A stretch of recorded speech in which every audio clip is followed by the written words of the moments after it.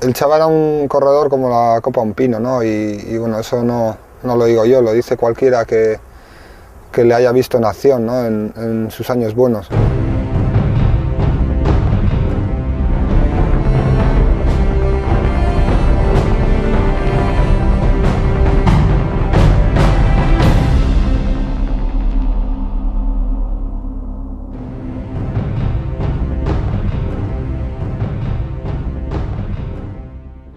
El Chava, yo tengo mala memoria, pero si mal no recuerdo, pues yo creo que empezó a raíz del 83-84, después de ganar la Vuelta a España y hacer segundo en el Tour. Se hizo la escuela Ángel Arroyo, que la hizo Víctor Sastre, y ahí empezaron a salir chavales, ¿no?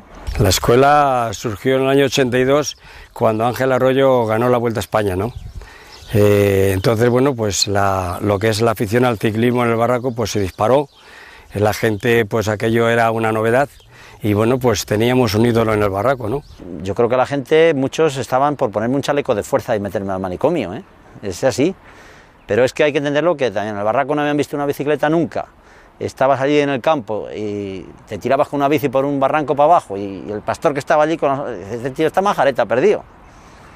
Y hay que entenderlo, ¿no? Luego, a medida ya que bueno, hasta que gané la Vuelta a España, entonces ya empezaron a verlo de otra forma, pero a lo primero mal, ¿eh? Cuando ya vi exactamente la afición que había despertado todo aquello, viendo la juventud que tenía que hacer cosas y que no había nada para ellos, bueno, pues fue el momento que yo pensé que sería un momento bueno para que los chavales pudieran hacer otras cosas, que no solamente estar por ahí tirando piedras, como se suele decir, a los tejados, ¿no?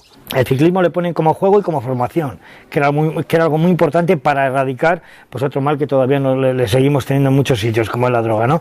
Entonces ahí le toman de esa manera y los chavales se involucran de una manera total y absoluta en el ciclismo. Creamos lo que es el club, un grupo de amigos, lo propusieron ahí un grupo de amigos nuestros y creamos lo que es la Peña Ciclista Ángel Arroyo, ¿no? Cuando empezó a salir en el Barraco José María, el Chava, ¿no?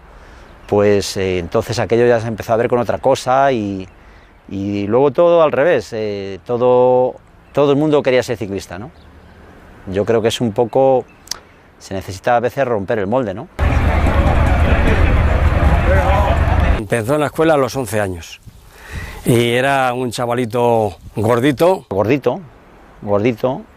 pero un tío con fuerza, se le veía con una fuerza como un toro. Y travieso, inquieto, y siempre con muy buen humor, siempre estaba contento, pero él siempre estaba pinchando al que tenía al lado. O sea, él nada de decir que él tenía que estar siempre metiéndose con alguno, pero era un chico, era diferente a los demás, ¿eh?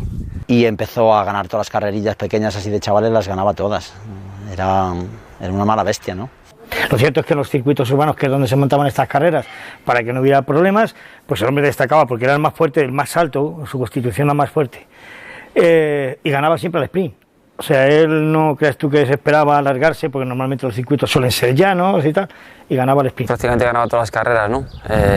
En aquella época y en las siguientes yo creo que fue un corredor súper conocido y que rápidamente pues mostró esas dotes de poder ser un gran campeón, ¿no? La Escuela Ciclista Ángel Arroyo empezamos a pasarlos a Banesto. Empezaron de amateur, pues empezó el Chava, el Lastra, el Mancebo, todos los que habían salido de la escuela del Barraco empezaron en Banesto. Y bueno, y todos dieron buenos resultados. Cuando tenía un corredor o tenía un chico que tenía condiciones, que sabía que estaba seguro que tenía condiciones y que no me podía dejar mal, pues siempre llamaba a José Miguel y decía: tengo aquí un pata negra, quiero que te le lleves porque además estoy seguro que tiene condiciones para salir adelante. Nosotros en aquella época teníamos mucha relación con Víctor Sastre, que tenía allí una escuela de chavales, de jóvenes, y nos hablaba sobre todo un poco de los que él controlaba, ¿no? De la zona, y entre ellos pues nos habló del Chava, ¿no? Es un poco a partir de ahí cuando pues bueno, oímos hablar de él pues bueno, cuando llegó ya la edad de pasar a aficionados, pues lo incorporamos al equipo. Y cuando fichó por el Banesto, bueno, no llegó entonces Echevarri ni tampoco Unzúe, llegaría Jaime Elena, que sería uno de los primeros directores que tuvo. Pues la verdad es que le dio mucho aporte a él, le valió mucho. Bueno, no sé si es clave.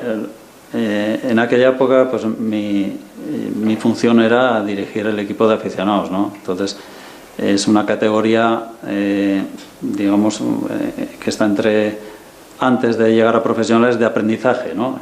En el cual, pues bueno, pues todos los chavales pues tienen que tienen que aprender, tienen que formarse, ¿no? Más una etapa de formación, ¿no?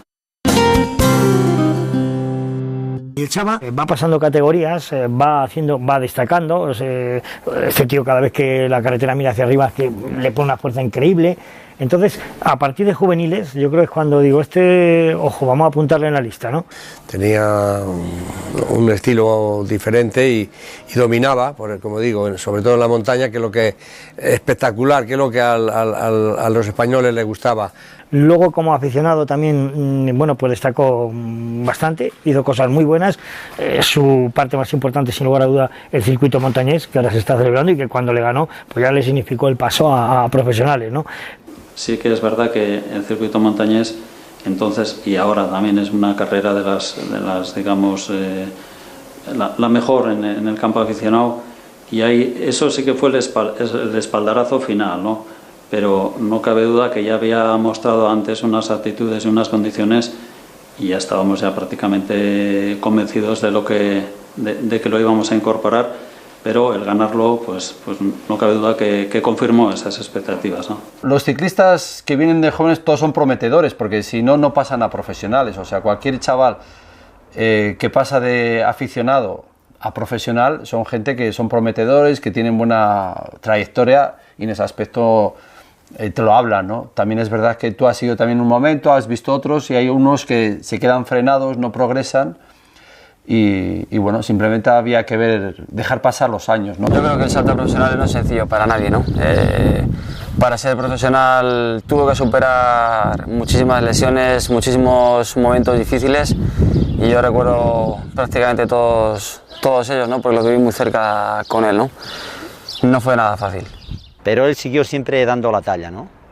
Y luego ya cuando llegó a profesional, pues se le veía a un hombre con una potencia fuera de lo normal, ¿no? Y empezó ya pues en la Vuelta de La Rioja a destacar, empezó en la subida a Naranco, o sea que empezó a destacar desde el primer momento. Ya destacaba porque era de los que si había un terreno que subía para arriba se iba y bueno, tenía además muy valiente a la hora de atacar siempre.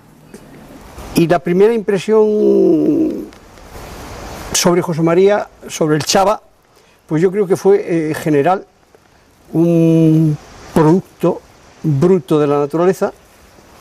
La madre le había parido para ser ciclista, él quiso ser ciclista, él fue ciclista, él se empeñó en no llegar a la meta que sus condiciones le podían clarísimamente haber llevado. En él todo era un auténtico torbellino. No es fácil, o no era fácil, sobre todo por aquel entonces, encontrar un ciclista con su fisonomía en todos los sentidos, ¿no? Tenía ese aspecto de escalador puro, pero en un cuerpo estilizado, esbelto, grande, diría yo, para el volumen del ciclista, pues, porque casi siempre estás acostumbrado a ver entonces, ¿no?, a escaladores más bien pequeños, menudos, muy livianos, de poco peso, etcétera, y él tenía aquella planta de gran ciclista, bueno, por decir mejor, tenía planta de torero, ¿no?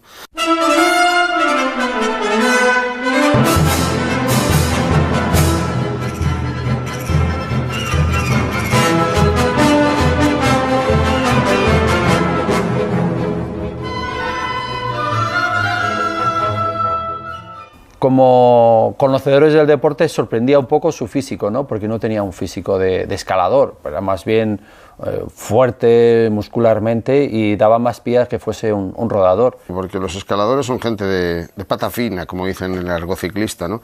Tienen una planta espléndida, pero no precisamente la de un escalador.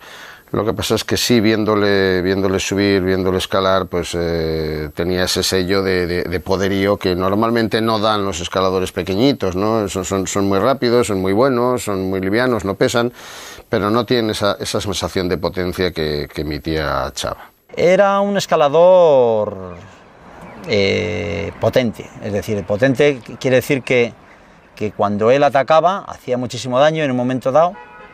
Luego a lo mejor en un puerto largo, muy largo, la fuerza se le acababa y no podía llegar tan lejos, ¿no?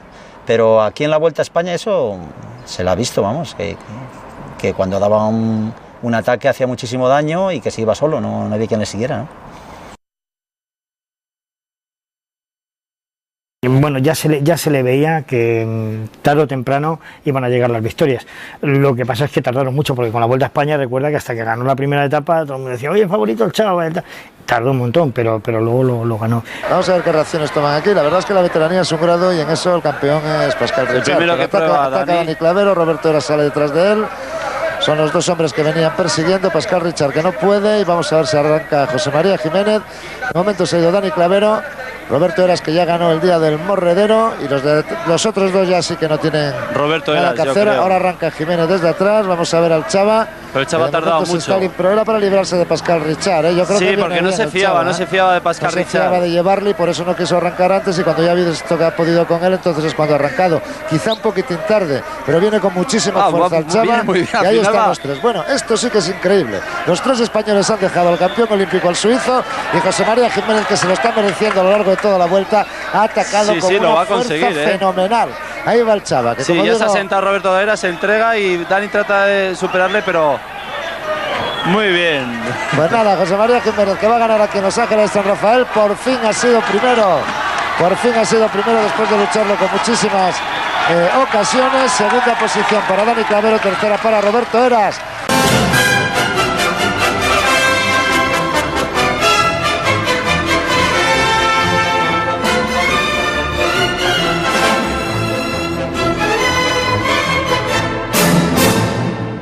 Hoy por fin hemos tenido la suerte, bueno, ya te vimos en el Campeonato de España, pero qué bonita etapa hoy, mucha lucha y mucha sangre fría al final, ¿eh? Bueno, sí, ha sido durísima, digo que todo el mundo venía a atacar, porque ya es de las últimas que se puede jugar uno, entonces lo que me ha hecho ha sido sobre todo las ganas, ¿no? He venido a luchar al 100% y la verdad es que me la he jugado sobre todo pues para intentar ganar la etapa en la montaña, me ha salido todo bien, o sea que muy contento. Eso te iba a decir, ¿no? Hoy es el día de tu vida. Y después ya irrumpe, no lo puedo recuperar, no lo puedo recordar con exactitud, pero ya irrumpe en la vida del ciclismo, como lo que él era, como un auténtico volcán, el Chava. Sí, la verdad es que Jiménez se está convirtiendo en el ídolo de la afición española. Yo no sé por qué, tiene más carisma que Fernando Escartín, que en esta vuelta está siendo el mejor español, pero hoy escribía Perico un poco de por qué, ¿no? Esa forma de correr un poco extravagante, un poco fuera de los cánones normales, pues la ha convertido, se parece a Perico, un poquito. Yo creo que la han convertido en un hombre muy querido por todos. Bueno, la gente lógicamente busca siempre comparaciones, es inevitable, ¿no? Porque las arrancadas de Chava son como las tuyas, claro. Mis arrancadas eran en carrera y yo no las veía, yo las hacía pues como Chava las haría en carrera, ¿no? Pero no sé, yo siempre he dicho que era bonito eso, ¿no? Porque sobre todo cuando tú admiras a una persona y que esa persona que tú admiras la comparen contigo, pues es algo muy agradable, ¿no? Porque vuelves a revivir, ¿no? Tus momentos y la gente también vuelve a disfrutar con momentos que recuerdan a otros, ¿no? Para mí fue algo muy agradable y muy positivo, ¿no? Saber que, bueno, que viene aquí el Chava, que hace que se acuerden de mí, ¿no? Sobre todo con mis ataques, ¿no? Pero a mí lo que sí me gusta es siempre recordar su faceta de deportista y aquellas situaciones en las que nos hacía levantarnos de la silla cuando estábamos viendo cualquier carrera. Bueno, el Chava era un poco así, capaz de levantar a los aficionados de sus butacas viendo la televisión, cómo era capaz de atacar en su vida, de marrar, de impresionar a todos los aficionados y al día siguiente pues perder 15 minutos en la siguiente etapa o no vérsele siquiera.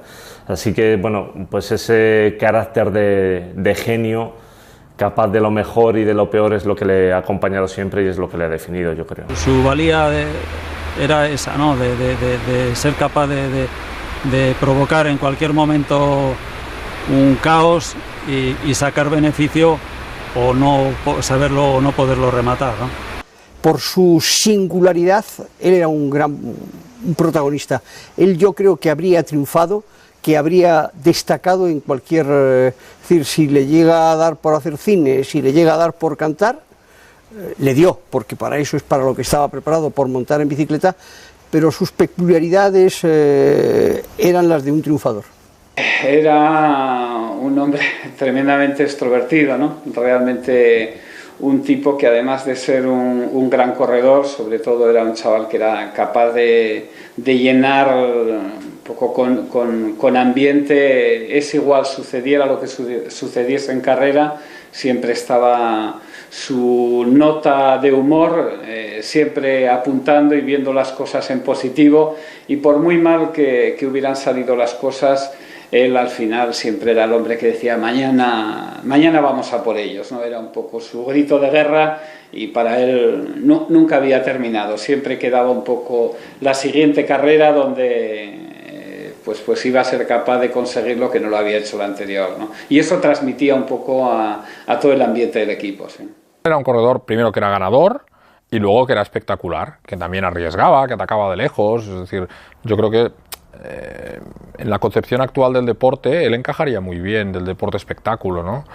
Yo creo que a veces no vale con ganar, si ganas de una manera rácana. Yo creo que quizá eso él no lo vivió tanto en su época, pero ahora la competencia cada vez es más dura, ¿no? Cada vez hay más deportes, cada vez hay más televisiones, cada vez aprieta más. Entonces, esa concepción que él tenía, pues eso, ¿no? De saber ser efectivo, de que si puedes ganar 4 etapas, lo que sea, eso está muy bien, ¿no?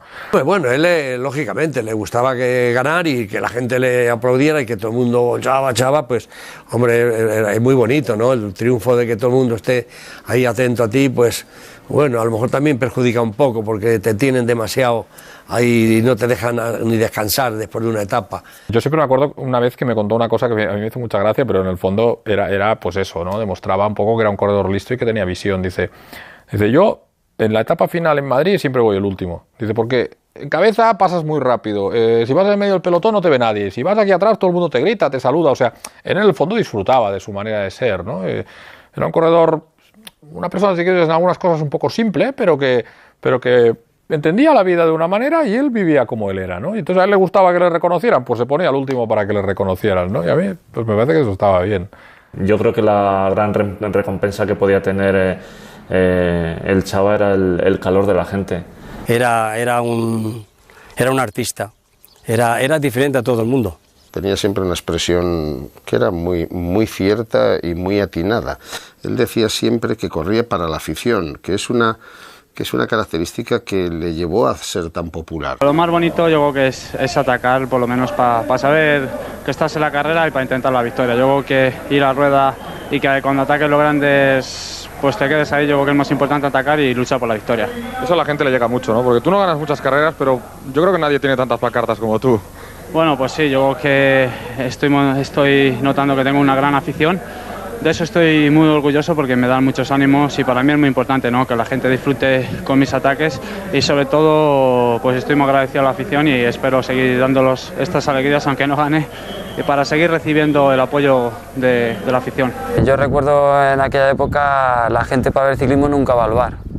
Yo creo que él despertó la afición de la gente a ir a los bares a ver las etapas de ciclismo, ¿no? Yo creo que el ir a los bares a ver algo es el fútbol o otro tipo de deportes, no ciclismo, no. Yo creo que él, por su forma de ser, por su forma de montar en bicicleta, por su forma de ganar, por su forma de actuar, llamaba la atención de la gente, ¿no? Le gustaba atacar de lejos, le gustaba ser protagonista durante media hora de su vida de las cámaras, de los objetivos, del público. Corría para la afición, de verdad. Y él disfrutaba también con el público. Era un personaje que por donde iba caía bien. Tenía y tiene todavía mucha gente que le quería y que le apreciaba.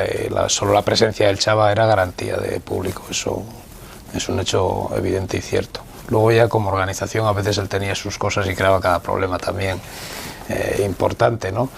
Importante entre comillas, pero es evidente que la Vuelta al Chava le debe cosas. Que ganara una etapa el Chava o que el Chava se pusiese de amarillo no era lo mismo que se pusiera otro, porque es que hay corredores que venden, aún quedando a 20 minutos, y corredores que no. Y Chava pues era el hombre imprevisible, el hombre espectacular, el hombre que era capaz de hacer puntualmente las cosas mejor que nadie, pero desgraciadamente su regularidad le privó de poder haber conseguido una gran vuelta a España, ¿no? Yo muchas veces me ha dicho, no, mañana gano blanco, y llegaba y ganaba, ¿eh? Cuando llegaba a la montaña se transformaba y daba un espectáculo de lo que no vemos ahora, ¿no? Era un tío valiente, y yo creo que en todas las etapas donde participaba, cuando aparecía la montaña, ahí estaba el espectáculo.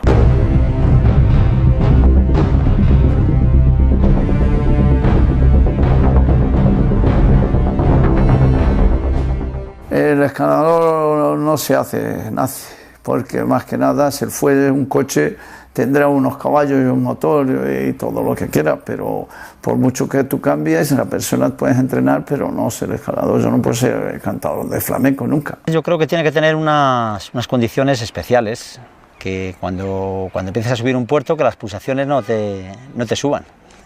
Ese es el secreto. Eso es genética, eso es esa varita mágica que alguien de arriba o algún ángel te ha tocado, sea de la guarda o quien sea, le ha tocado la varita en las piernas y le ha hecho tener algo que otros muchos deseamos. Cuando estás subiendo un puerto y vas bien, pues vamos, es la mayor alegría, ¿no? Porque disfrutas encima de la bicicleta. Pasa que cuando lo pasas mal, pues es uno de los recuerdos peor que puedes tener. Aunque tú veas que te vas fácilmente, pero sufres mucho también, porque lógicamente las piernas también te duelen. Lo único que tienes, como digo, que tu recuperación de tu organismo, bien sea tu corazón, puedes seguir haciendo ataques continuamente, y los demás corredores te tienen que dejar por imposible, porque dicen que se marche porque si no yo luego claudica, ¿no? La propia dureza hace una selección de la carrera. Y llega un momento que te quedas con 4 o 5 y dices, bueno, pues te ves un poquito bien, les pruebas un poco y ya sabes cómo van. Le mueves el árbol un poco y ves si puede caer la guinda o no. Y si ves que te responden, pues aguantar el tirón como puedas. Y si ves que van flojos, pues les das la puntilla y fuera. El sentirte por delante y mirar para atrás es lo más bonito, porque estás disfrutando, que es lo que a mí me pasaba. Yo cuando me escapaba, porque muchas veces me escapaba en el llano causalmente por los nervios, que ya no aguantaba, estaba deseando que llegara la llegada, o sea, la subida, para empezar a dar de lleno. Y lo más que disfrutas es cuando miras para atrás y ves todos los tíos descolgados y no ves el paquete que ya has roto todo. Y eso lo tienes que mantener, pues a base de no olvidarte de comer, de irte regulando tus fuerzas y la ilusión de decir voy a intentar ganar, ¿no? Eso es el todo. La diferencia pues es que posiblemente Chava, todo lo que consiguió, él hizo con 10 kilos más que cualquiera, que con el señor Julio o con el señor Federico. Yo creo que un poco lo que le hace ser bueno al Chava en la montaña es la zona en la que vive, ¿no? Quieras que no, pues es por donde entrenas todos los días, por donde estás conviviendo con ello, ¿no? Pero puerto para arriba, puerto para abajo, repecho, pues en la zona del Barraco tenemos muy poquito llano, ¿no?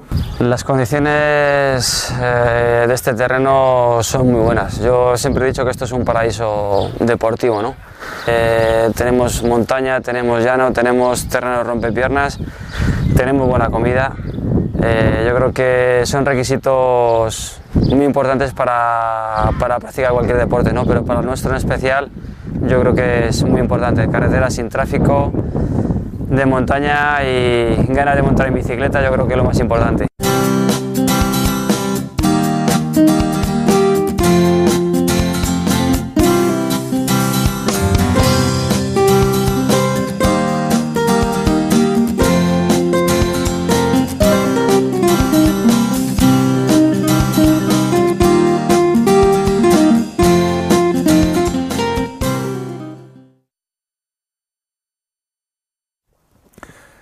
Leí una entrevista de un director, que es José Miguel Echevarri, en el que decía que en el norte hay muchos ciclistas, en el País Vasco hay muchos ciclistas y muy buenos ciclistas, pero para ganar el Tour había que ser castellano. Entonces, la tierra, es la dureza del clima, es entrenar con frío en el invierno, es entrenar con calor, es la altitud de la zona donde vives, casi siempre por encima de los 1000 metros o muy próximo a los 1000 metros. Hay una serie de componentes que te hacen ser muy duro. Si a eso le unes la genética de la que te ha dotado la naturaleza por las ascendentes familiares, pues seguramente consigues un cóctel muy importante a la hora de conseguir resultados como deportista, y más en un deporte tan duro como es el ciclismo, que es un deporte de resistencia y de mucha capacidad de sufrimiento.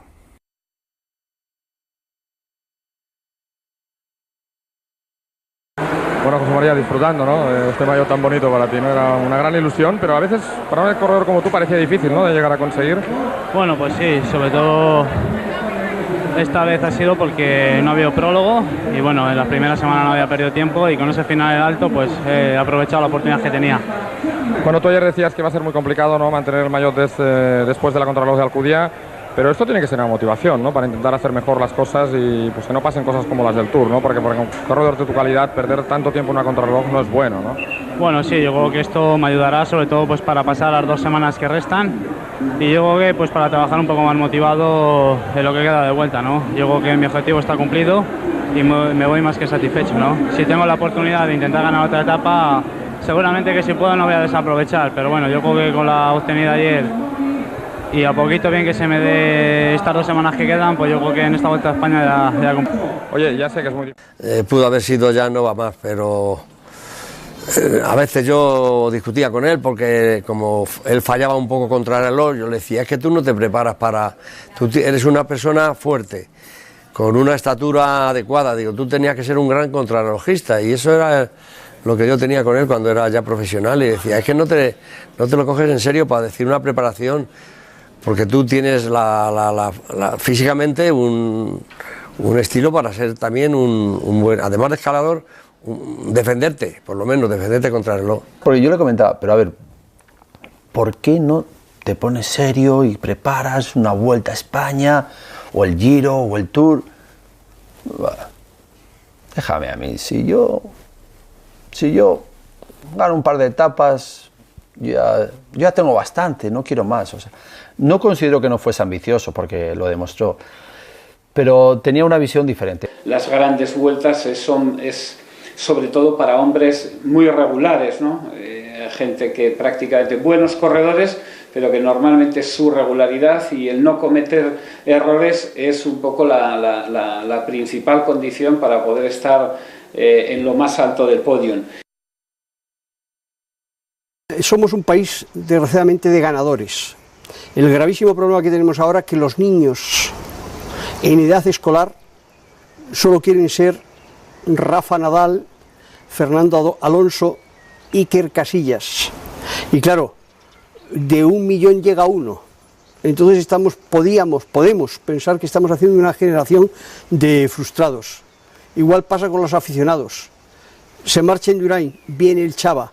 Pero claro, toda la comparación es absolutamente odiosa. Indurain, punto y aparte. Entonces eso es lo que tenía que entender el aficionado. Es decir, que el Chava nunca iba a ser como Indurain, porque Indurain era una máquina. Indurain era un ordenador. Y el Chava era exactamente lo único que podía partir en dos el ordenador. Es decir, Indurain te subía a un puerto y jamás lo veías de pie, pero estaba con los primeros o ganaba. En una contrarreloj no se movía, pero marcaba el mejor tiempo. Y lo único que podía romper y hacer trizas el ordenador era un tío como el Chava. Pero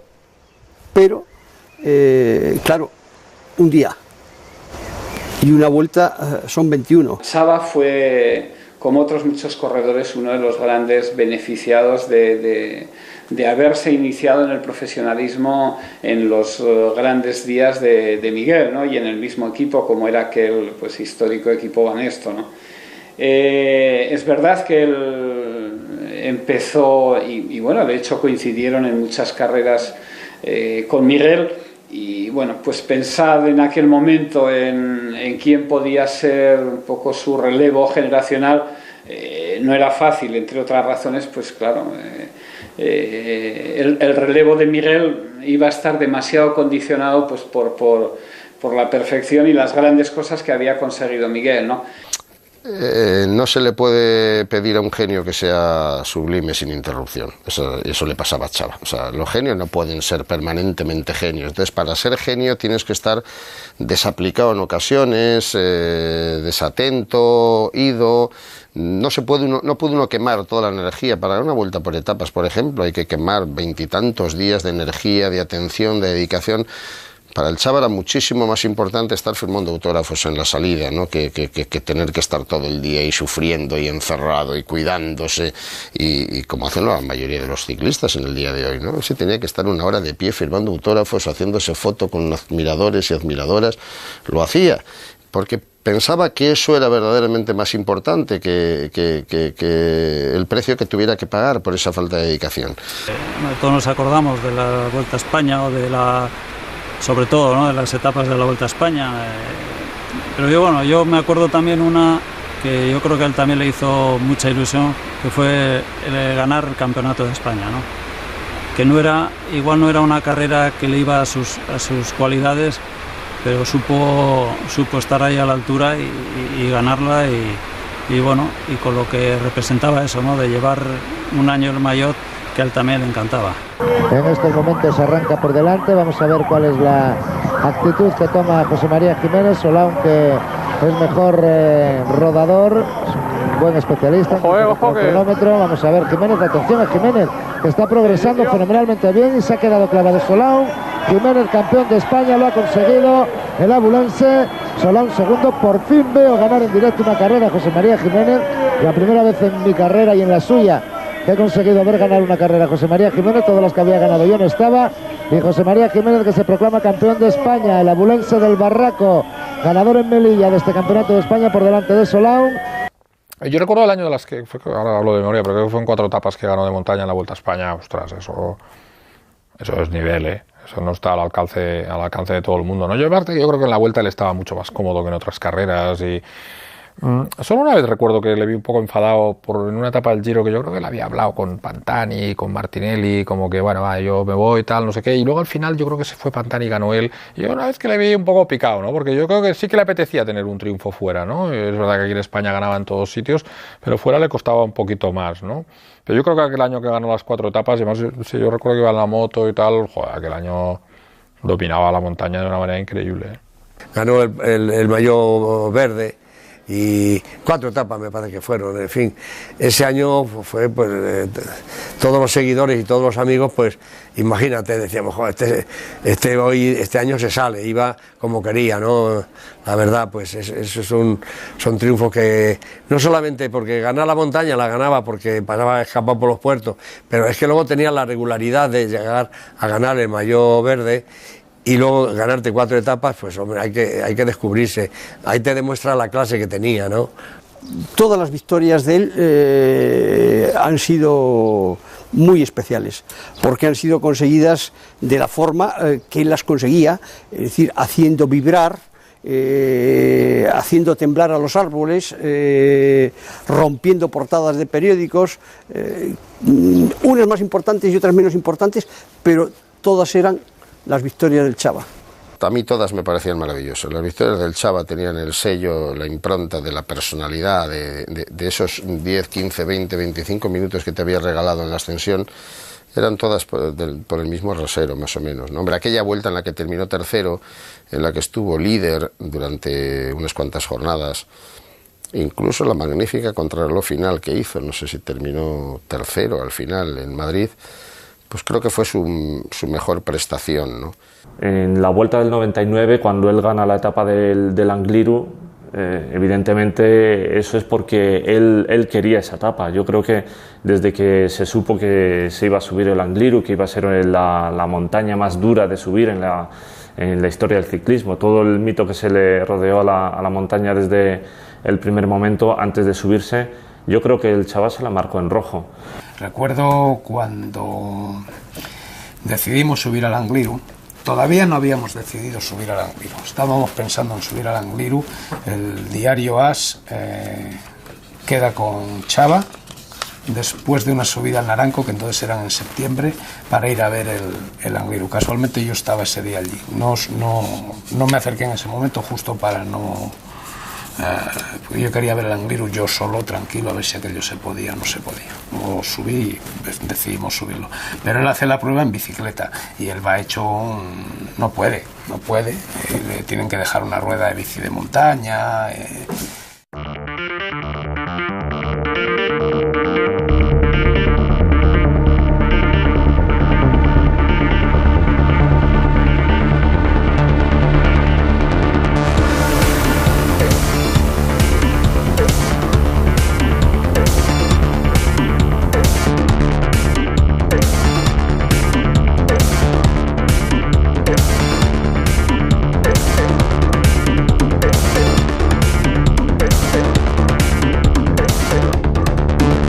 Él hace grande el Angliru ese día, lo hace enorme. Lo que no dice que no puede es porque se acostó muy tarde. A lo mejor el Chava en situación normal y bien físicamente, pues lo había subido con los desarrollos que llevaba del Criterium de la ciudad de Oviedo, ¿no? Pero él hace grande el Angliru ese día. ¿Te imaginas en una etapa de la vuelta romper el grupo por ahí? No, eso todavía hay que esperar a que digan que sea. La visita de José al hoy mítico puerto del Angliru ha sido la puntilla definitiva para que Unipubli se decidiera en apostar por el Angliru.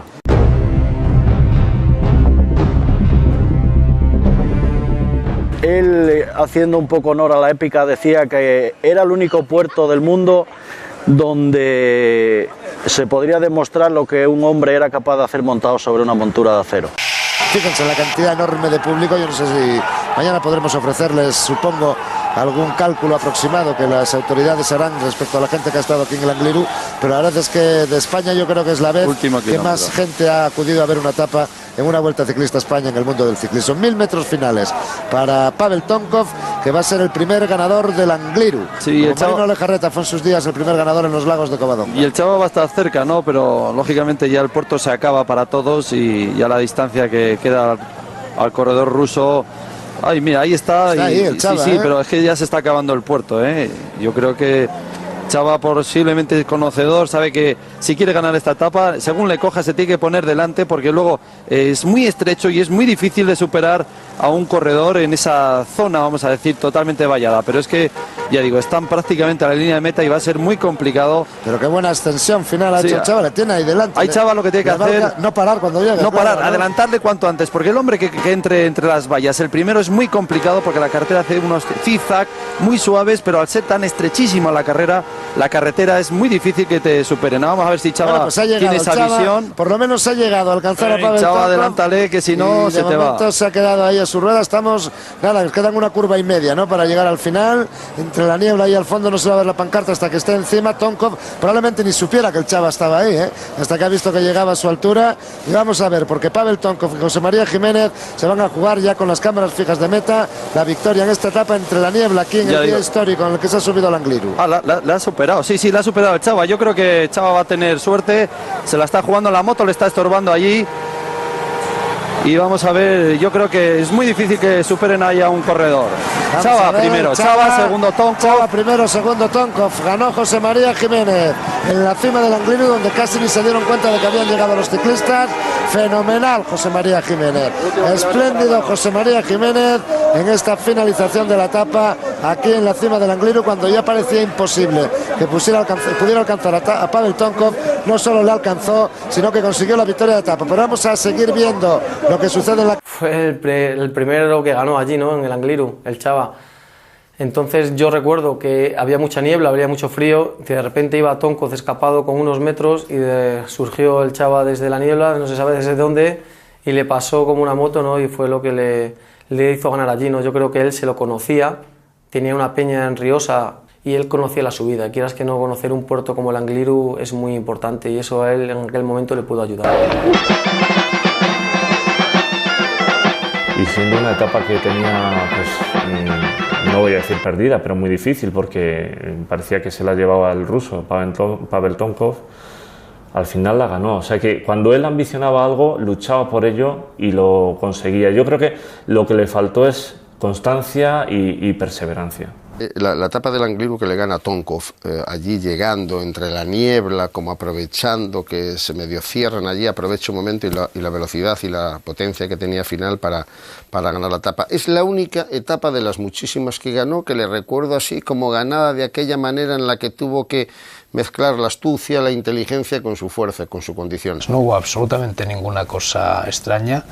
Sí que hay un coche de la organización, que no era el mío, que dificulta un poquito la entrada en meta de Pavel Tonkov, pero dificulta la entrada en meta, no el que coja al Chava. Y de hecho yo al día siguiente, que además íbamos en avión camino de ese intervalo, los 2 días, camino de Zaragoza, fui con Pavel y le pregunté expresamente, me dijo, no, a mí no me estorbó nadie. Dice, yo fui a lo que pude y el Chava vino a lo que pudo y me ganó, ¿no? El recuerdo más bonito que guardo es que cuando ganó el Angliru le entregué un gran cheque que era de 1 millón de pesetas, que se lo patrocinaba un periódico.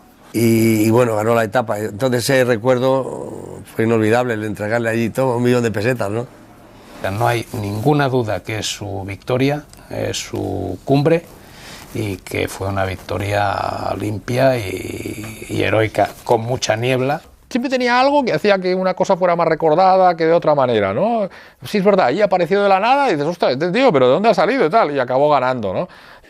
El denominador común de casi todas ellas, sus victorias y también sus grandes debacles, han sido todo ello espectaculares, ¿no? O sea, espectaculares porque todo era así lo hacía el Chava, ¿eh? Ha pasado el tiempo, fíjate que desde que desgraciadamente tuvimos que llorar por su muerte, y en el Angliru siguen hablando del Chava, incluso hay una peña del Chava y el Chava está por Montera. Eres tú, chabacano. Cual ave finis errante, mas non droide sino humano, renace en cenizas ardientes. El Chava, sí, yo, chabacano. Me enterraréis bajo un foso, me mandaréis a galera, criticaréis 1000 veces mi estampa mientras la espalda tuerza. Pero esperad, impacientes, ilusos, esperad a que alce la mano, entonces vendréis a aplaudirme. Miradlo, diréis, es él, chabacano. Os conozco demasiado, bandidos, pero no sois vosotros mi mal. Son las piernas, mi sangre, mis latidos, mis armas, mi querido arsenal. Quienes sufren, quienes si quieren o no, hacen camino. Pero no hay rival, Jiménez, no pienses. No es nadie, ni siquiera tu cuñado. Tu único rival eres tú, chabacano. Y subiendo por laderas, excitando tu ego, conjurando el mal, buscarás tardes de gloria, días de nunca olvidar. Pero encontrarás pozos oscuros, luces que no verás jamás, y te dirás con aire cansado, hoy no eras tú, chabacano. Mas llegan vientos alpinos que levantan cenizas al vuelo, y bajo ellas brasas, rescoldos que soplas, se alza la llama al cielo, y besas con rabia tu mano, hoy serás tú, chabacano. Lo más duro que tiene un deportista es faltarle los aplausos y el ambiente que tiene cuando eres figura, y de golpe y porrazo luego que te vean los mismos y no te saluden. Eso es garrafal, fatal. Hay gente que lo sabe llevar mejor, que lo sabe asimilar, hay gente que no. Casos de deportistas que no han sabido llevar el día después, tenemos desgraciadamente varios. Y me parece que el caso del Chava puede estar un poco ahí. La conexión con la gloria, con el calor de la afición, cuando se empieza a perder, hay deportistas que no lo asimilan. Cuando las cosas no van bien y ganamos, eres un fenómeno y todo eres bueno. Cuando las cosas no van tan bien, pues nos olvidamos y empezamos a decir cosas que no vienen a cuento. Es decir, que tratamos a veces, igual que levantamos a una persona, luego hacemos de él un juguete roto. Y yo creo que eso es lo que pasó a lo mejor en la recta final del Chava, pues a partir del 2000. Porque el ciclista, que es un ser absolutamente sacrificado, porque es como bajar a la mina cada día, por eso no es nunca cómodo ni sencillo que alguien venga y te meta un gol. Pero el Chava, como era la ley del mínimo esfuerzo, aunque decir esto, porque en ciclismo el que llega al último tiene tanto mérito como el primero por la paliza que se da, pues el primer villano que llevó se lo llevó a su viña y ahí destrozó muchas vidas. Ahí hay una época que prácticamente él desaparece, que no hay manera de contactar con él, que dejas además que sean los más próximos los que de alguna forma lo gestionen.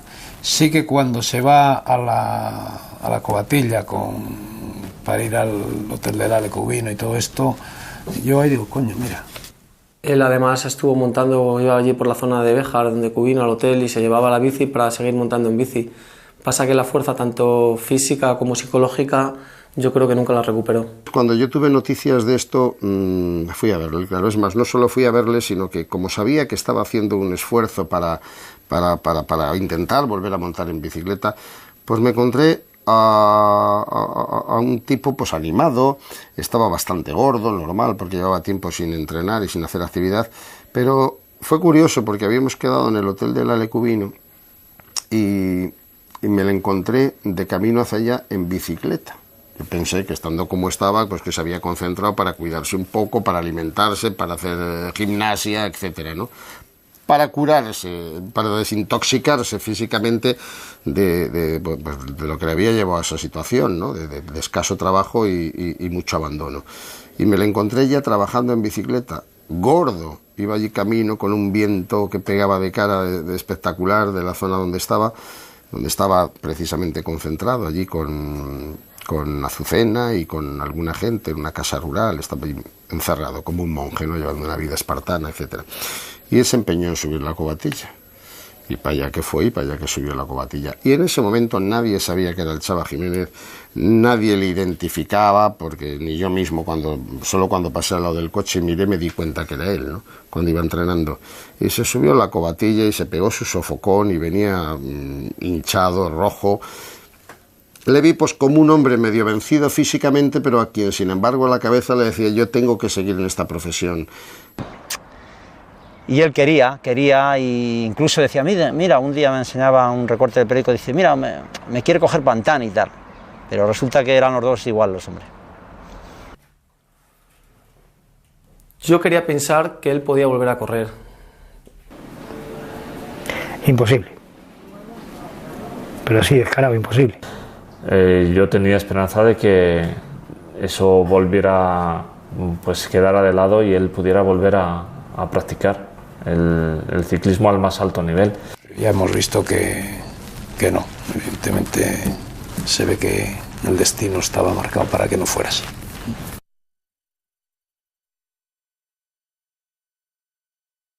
Yo me quiero quedar con todo lo bueno. Sé que cuando pierdes a un chaval y de la manera que él se fue, es muy triste, ¿no? Es muy triste. Pero bueno, pues también él a mí un buen día me dice, Eusebio, que mi objetivo en esta vida no es llegar a los 70 años, ¿no?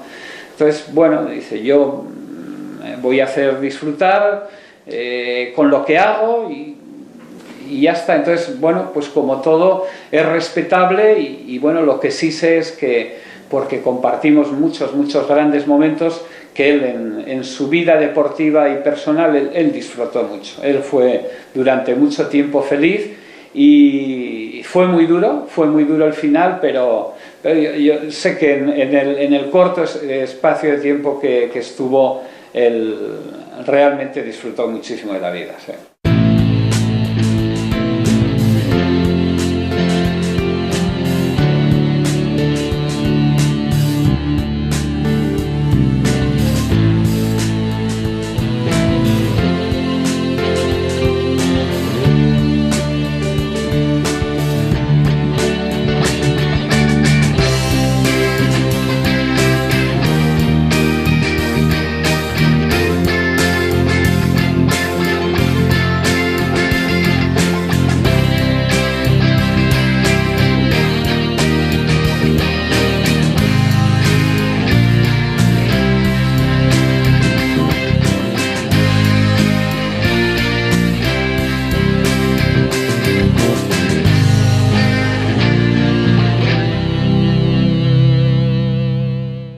por la forma de correr de Jiménez en esta vuelta, su agresividad y su permanente búsqueda de victoria, pues se está convirtiendo un poco en el chico de moda, ¿no? En el ciclista de moda. Yo creo que se merecía esta victoria, la está celebrando. Es que es un gesto que lo dice todo, ¿no? No, la verdad es que la ese imagen gesto es preciosa. es impresionante. Son unas imágenes preciosas que muestran eso que es ganar.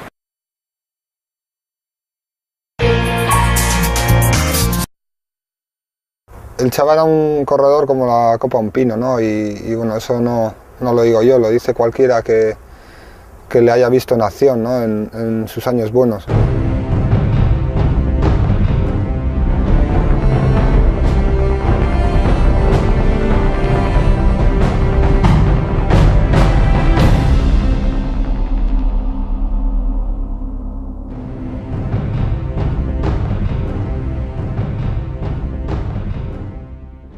El Chava, yo tengo mala memoria, pero si mal no recuerdo, pues yo creo que empezó a raíz del 83-84, después de ganar la Vuelta a España y hacer segundo en el Tour. Se hizo la escuela Ángel Arroyo, que la hizo Víctor Sastre, y ahí empezaron a salir chavales, ¿no? La escuela surgió en el año 82, cuando Ángel Arroyo ganó la Vuelta a España, ¿no? Entonces, bueno, pues lo que es la afición al ciclismo en el Barraco, pues se disparó. La gente, pues aquello era una novedad. Y bueno, pues teníamos un ídolo en el Barraco, ¿no? Yo creo que la gente, muchos estaban por condiciones para salir adelante. Nosotros en aquella época teníamos mucha relación con Víctor Sastre, que tenía allí una escuela de chavales, de jóvenes, y nos hablaba sobre todo un poco de los que él controlaba, ¿no? De la zona, y entre ellos pues nos habló del Chava, ¿no? Es un poco a partir de ahí cuando, pues bueno, oímos hablar de él pues bueno, cuando llegó ya la edad de pasar a aficionados, pues lo incorporamos al equipo. Y cuando fichó por el Banesto, bueno, no llegó entonces Echevarri ni tampoco Unzúe, llegaría Jaime Elena, que sería uno de los primeros directores que tuvo. Pues la verdad es que le dio mucho aporte a él, le valió mucho. Bueno, no sé si es clave. En aquella época, pues mi función era dirigir el equipo de aficionados, ¿no? Entonces es una categoría, digamos, que está antes de llegar a profesionales, de aprendizaje, ¿no? En el cual pues pusieron ahí un grupo de amigos nuestros y creamos lo que es la Peña Ciclista Ángel Arroyo, ¿no? Cuando empezó a salir en el Barraco José María, el Chava, ¿no? Pues entonces aquello ya se empezó a ver con otra cosa, y luego todo al revés, todo el mundo quería ser ciclista, ¿no? Yo creo que es un poco, se necesita a veces romper el molde, ¿no? Empezó en la escuela a los 11 años y era un chavalito gordito, pero un tío con fuerza, se le veía con una fuerza como un toro. Y travieso, inquieto, y siempre con muy buen humor, siempre estaba contento, pero él siempre estaba pinchando al que tenía al lado. O sea, él nada de decir que él tenía que estar siempre metiéndose con alguno, pero era un chico, era diferente a los demás, ¿eh? Y empezó a ganar todas las carrerillas pequeñas así de chavales, las ganaba todas. Era una mala bestia, ¿no? Lo cierto es que en los circuitos urbanos, que es donde se montaban estas carreras, para que no hubiera problemas, pues el hombre destacaba porque era el más fuerte, el más alto, su constitución la más fuerte. Y ganaba siempre al sprint. O sea, él no creas tú que se esperaba alargarse, porque normalmente los circuitos suelen ser llanos y tal, y ganaba al sprint. Prácticamente ganaba todas las carreras, ¿no? En aquella época y en las siguientes yo creo que fue un corredor súper conocido y que rápidamente pues mostró esas dotes de poder ser un gran campeón, ¿no? La Escuela Ciclista Ángel Arroyo empezamos a pasarlos a Banesto. Empezaron de amateur, pues empezó el Chava, Lastra, el Mancebo, todos los que habían salido de la escuela del Barraco empezaron en Banesto. Y bueno, y todos dieron buenos resultados. Cuando tenía un corredor o tenía un chico que tenía condiciones, que sabía que estaba seguro que tenía condiciones y que no me podía dejar mal, pues siempre llamaba a José Miguel y decía: tengo aquí un pata negra, quiero que te le lleves porque además estoy seguro que tiene... Ponerme un chaleco de fuerza y meterme al manicomio, ¿eh? Es así. Pero es que hay que entenderlo que también en el Barraco no habían visto una bicicleta nunca. estabas allí en el campo y te tirabas con una bici por un barranco para abajo y el pastor que estaba allí dice, este tío está majareta, perdido. Y hay que entenderlo, ¿no? Luego, a medida ya que bueno, hasta que gané la Vuelta a España, entonces ya empezaron a verlo de otra forma, pero a lo primero mal, ¿eh? Cuando ya vi exactamente la afición que había despertado todo aquello, viendo la juventud que tenía que hacer cosas y que no había nada para ellos, bueno, pues fue el momento que yo pensé que sería un momento bueno para que los chavales pudieran hacer otras cosas, que no solamente estar por ahí tirando piedras, como se suele decir, a los tejados, ¿no? El ciclismo le ponen como juego y como formación, que era algo muy importante para erradicar pues otro mal que todavía le seguimos teniendo en muchos sitios, como es la droga, ¿no? Entonces ahí le toman de esa manera y los chavales se involucran de una manera total y absoluta en el ciclismo. Creamos lo que es el club, un grupo de amigos, lo